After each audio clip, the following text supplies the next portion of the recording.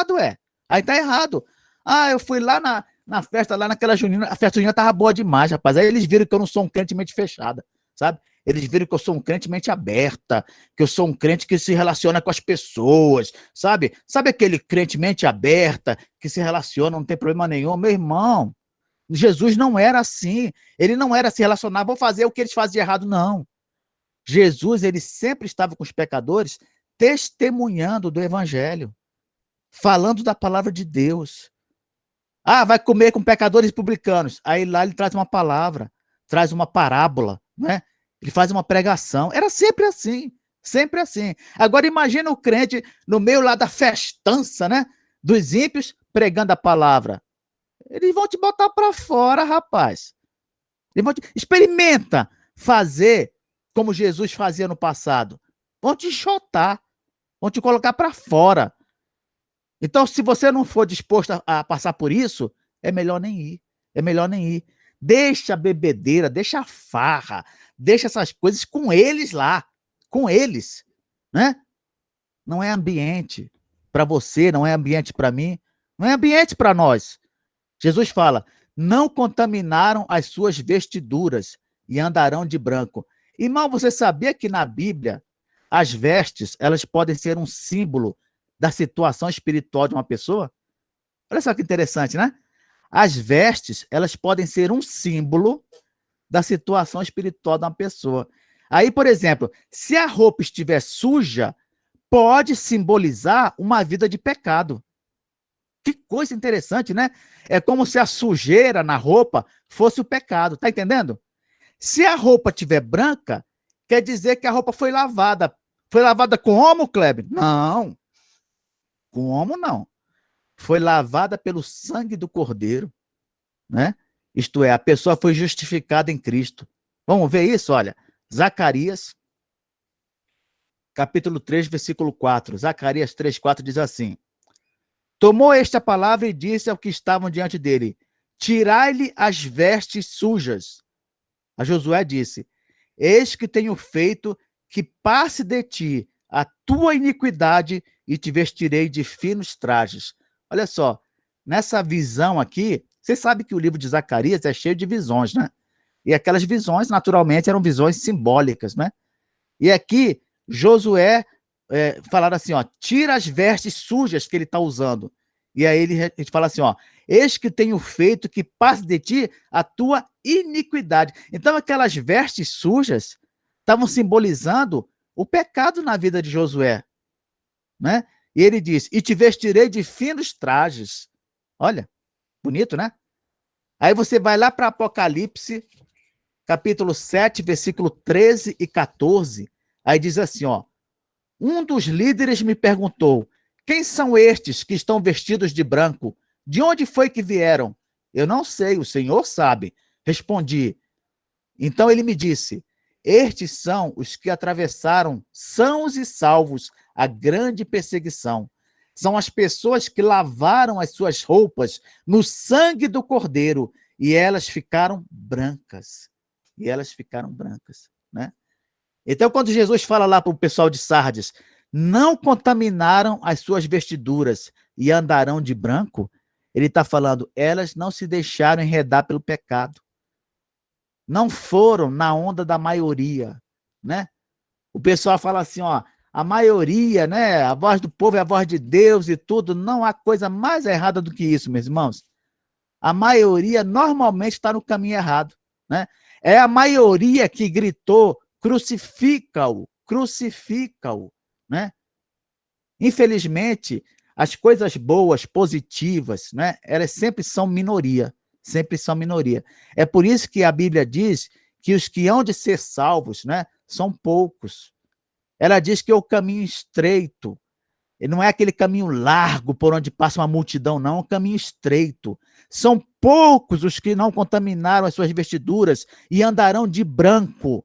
E aqui Jesus fala assim, ó, andarão de branco junto comigo, junto comigo. Naquela época lá do Império Romano, havia uma espécie de comemoração chamada Triunfo Romano. O que era isso, Kleber? Quando havia uma vitória militar dos romanos, vamos dizer que as cidades fossem invadidas por algum exército inimigo, né? Aí ia lá os soldados do Império Romano, lutavam contra aquele exército e livravam a cidade. Aí sabe o que os cidadãos faziam? Eles vestiam togas brancas e saíam caminhando e comemorando pela cidade onde moravam, né? Era considerado um desfile de comemoração pelo triunfo da tropa romana. Que bonito, né, irmãos? Pois é. Jesus, talvez aludindo a isso, fala assim, ó, e andarão de branco junto comigo. Você já imaginou, meu irmão, se quando Jesus voltar, nós todos formos marchar com ele, né? Comemorar o triunfo, não o triunfo romano, mas o triunfo de Deus, né? Sobre todo o mal, sobre todo o pecado, né? Ah, irmão, isso vai acontecer sim. Com certeza estaremos com Jesus, todos nós marchando, cantando, alegres, felizes, não é? Por causa da vitória final, que finalmente terá chegado. Ele fala: andarão de branco junto comigo, pois são dignas. Pois são dignas. Essa palavra andar, esse verbo andar na Bíblia, ele tem a ver com o modo de vida, sabe, irmãos? O modo de vida do crente. Ele indica se o nosso modo de vida é espiritual ou é carnal. Sabia disso? A Bíblia usa essa expressão andar para se referir ao modo de vida da pessoa. Então, tem gente que anda, né, no meio dos escarnecedores. Tem gente que anda na roda dos escarnecedores, né? Mas tem gente que anda com Deus, anda com o Espírito Santo. Lá no começo, em Gênesis, falou que Enoque andava com Deus. E sabe o que aconteceu? Deus tomou ele para si. O que quer dizer isso, andava com Deus? Era o modo de vida dele, era um modo de vida com Deus. Tá? Em 1 João, capítulo 1, versículo 6, diz assim: se dissermos que mantemos comunhão com ele e andarmos nas trevas, mentimos e não praticamos a verdade.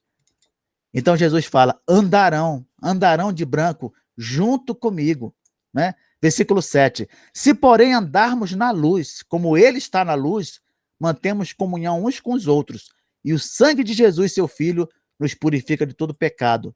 Jesus fala aqui, hein? Andarão junto comigo.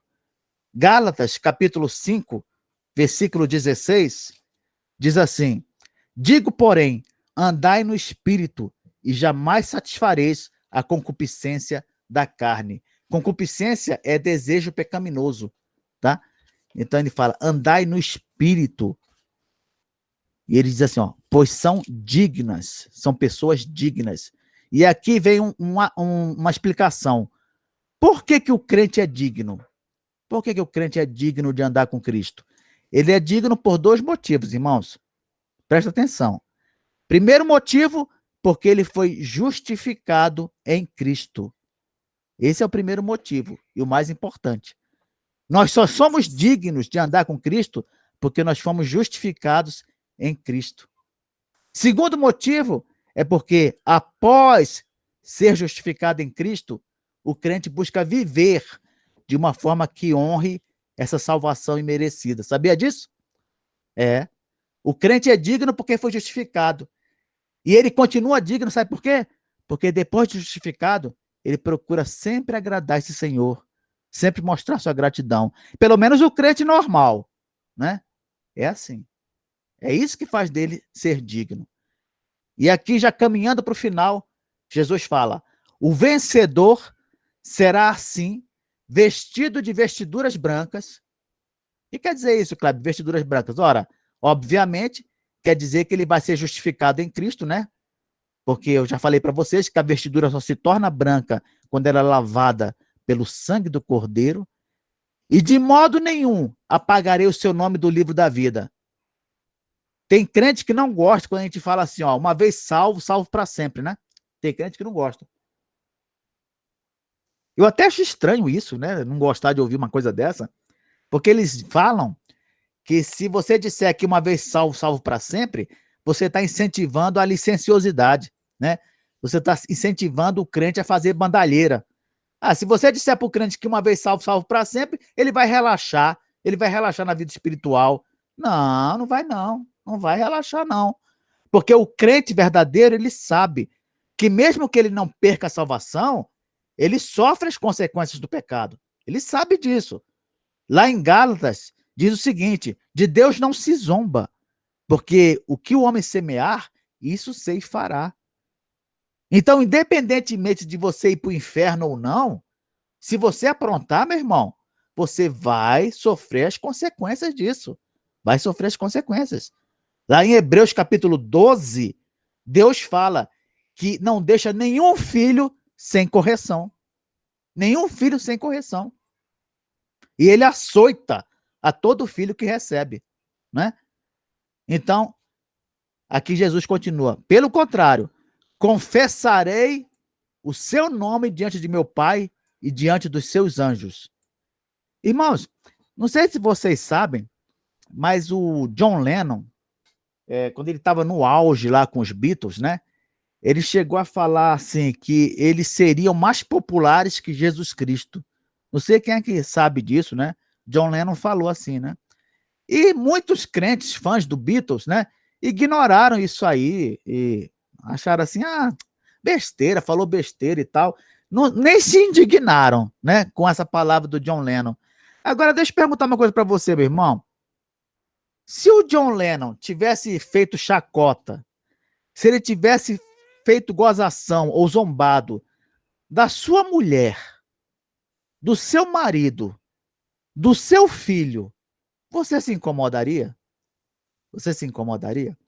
Se John Lennon tivesse feito pouco caso da sua mulher, do seu marido ou do seu filho, você se incomodaria? Eu acho que sim. Eu acho que sim. No entanto, John Lennon fez pouco caso de Jesus. Mas aí, né, vamos dar um desconto aí. Afinal, era John Lennon, cara. Era John Lennon, né? Irmãos, deixa eu falar uma coisa para vocês aqui, ó. Mateus capítulo 10, versículo 32 e 33. Presta atenção no que diz esse texto, ó. Mateus 10, 32 e 33, e depois eu vou ler o versículo 37. Olha só que interessante. Diz assim: se uma pessoa afirmar publicamente que pertence a mim, eu também, no dia do juízo, afirmarei diante do meu Pai, que está no céu, que ela pertence a mim. Mas se uma pessoa disser publicamente que não pertence a mim, eu também, no dia do juízo, direi diante do meu Pai, que está no céu, que ela não pertence a mim. Na atualizada diz: se ela me confessar diante dos homens, eu a confessarei. Se ela me negar diante dos homens, eu a negarei. Versículo 37. Quem ama o seu pai ou a sua mãe mais do que ama a mim, não merece ser meu seguidor. Quem ama o seu filho ou a sua filha mais do que ama a mim, não merece ser meu seguidor. Então, eu volto a perguntar: você se incomodaria se fizesse chacota com a sua mulher, com seu esposo, com seu filho ou com sua filha? Você se incomodaria? Eu acho que sim. Por que você não agiria da mesma forma quando se trata de Jesus? Por que quando falam de Jesus, quando fazem chacota de nosso Senhor, quando zombam dele, nós fazemos de conta que não vemos? Por que nós ignoramos? Por que nós consideramos de só menos importância? Por que fazemos isso? Se o próprio Jesus falou: se a sua mulher, se o seu marido, se o seu filho é mais importante do que eu, você não é digno de mim. Você não é digno de mim. Então, irmãos, vamos repensar as nossas prioridades, né? Quantas pessoas do nosso lado zombam de nosso Senhor, fazem pouco caso dele, e nós fazemos de conta que não é com a gente, não temos nada a ver com isso. Não, melhor deixar para lá. Mas se tivesse falando da minha mulher do meu lado, eu ia falar, ora. Se tivesse falando do meu marido, né? Se você tem um marido, se tivesse falando do seu marido, você iria se incomodar? Iria reagir? Se tivesse falando do seu filho, se o seu marido, se a sua mulher, se o seu filho é mais importante do que mim, você não é digno de mim. E aí ele termina da forma, né, que ele costuma terminar: quem tem ouvidos, ouça o que o Espírito diz às igrejas. E eu reforço, né? Quem entende essa mensagem, leva a sério, leva a sério. Lembre-se de que quem adverte aqui não é simplesmente um homem, não é o professor Kleber, não é o apóstolo João, É o próprio Cristo que adverte através do seu Espírito. Lembre-se também que essa mensagem é para a nossa igreja. É para a nossa igreja. Tanto quanto foi para a igreja de Sardes. Por isso que diz, ouça o que o Espírito diz às igrejas, no plural. Essa mensagem é para todas as igrejas. Que Deus nos abençoe. Amém.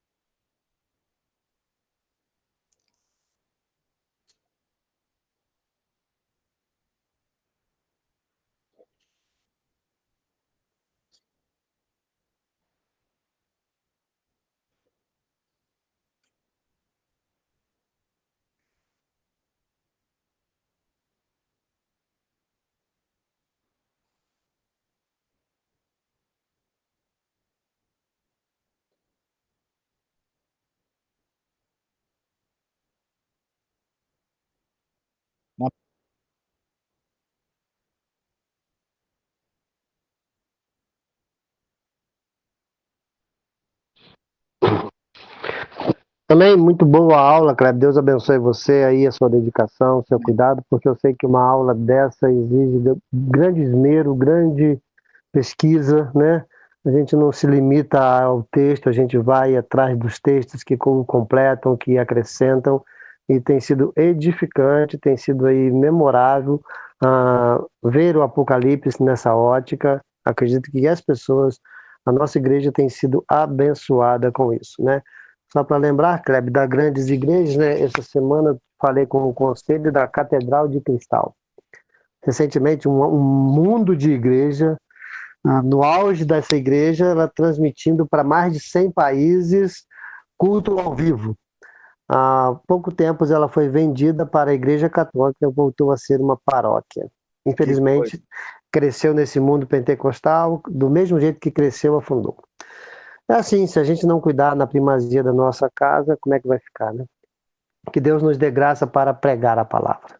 Amém. Muito obrigado, Senhor, por essa palavra, pela edificação que ela traz às nossas vidas, em nome de Jesus, que possamos, Deus, ouvir esses ensinamentos e com eles melhorarmos a nossa vida espiritual, o nosso relacionamento com o Senhor. Agradecemos ao Senhor pela vida do Carlos, do presbítero Carlos, do presbítero Kleber, e que eles possam ser ricamente abençoados pelo Senhor. Dá-nos um domingo de paz para que possamos nos encontrar com o Senhor no culto que o Senhor vai falar ao nosso coração. É nossa oração, Deus, no nome de Jesus. Amém. Amém.